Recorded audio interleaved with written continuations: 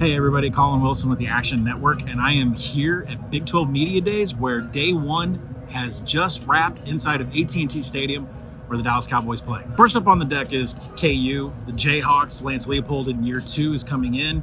Tons of transfer portal last year, had to play some base defense and base offense. The good news is they beat Texas, and then they covered their final two games of the season. So there is reason for optimism here. I was able to ask him specifically, now that you know who your playmakers are, or you're going to be able to throw some wrinkles in? And he said, yes, just that. With Jalen Daniels having the quarterback position, they are way far ahead than they were last year. Considering I think they're going to beat Tennessee Tech, they're going to be favored by a touchdown over Duke. This is an over 2.5 play. Rock chalk Jayhawk all the way.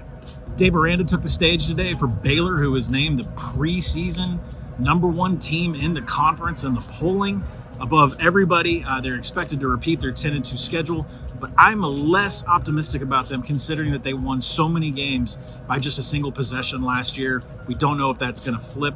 One thing Coach Aranda really talked about today was the situation with Gary Bohannon and current quarterback Blake Shapen, letting Bohannon know after the spring game that he was not going to be the starter for this team.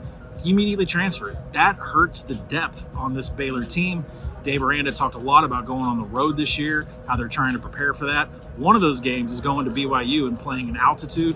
Not sure how you prepare for that when you're in Waco, but this number on this is 7.5 with heavy plus money on the under. And that's where we're going to go with a projection of 7. This team, had some bounces go their way last year, made the championship game.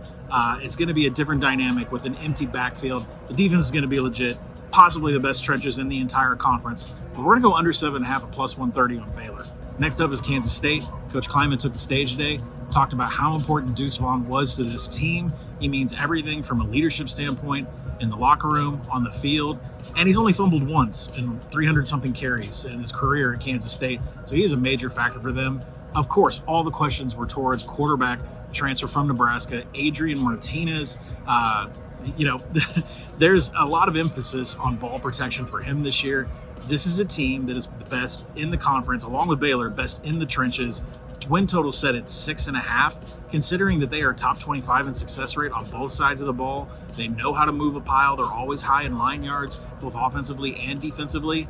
This is a team that we are betting on over 6.5, minus 130. I'd pay that juice up a little bit more. And if you can find some conference odds out there in Kansas State, this is definitely a team that can win this conference, at least play in the championship game with the trajectory they're on right now.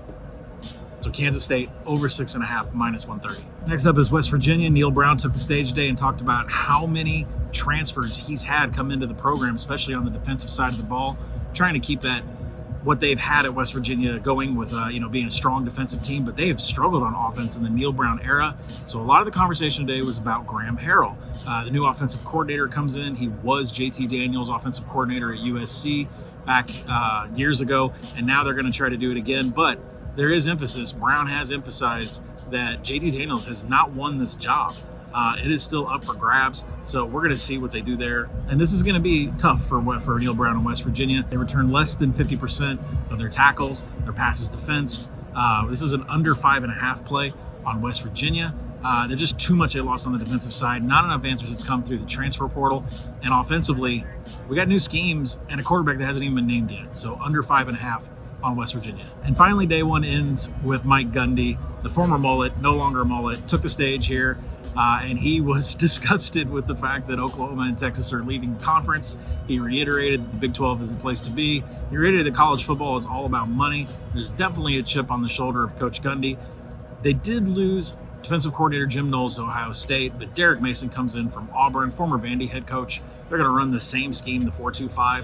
Gundy stressed that he's worried about the loss of 2 excellent linebackers, and that is one of the reasons why I'm taking an under 8.5 on Oklahoma State this year. When you look at their returning numbers from a pressures and stop standpoint, they return less than 25%.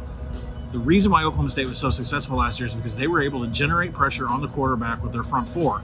That's a little bit up in question right now, and we got new faces at the linebacker position, so we're going to go with under 8.5 on the Pokes. That does it for day one at Big 12 Media Days. I'm Colin Wilson, the Action Network.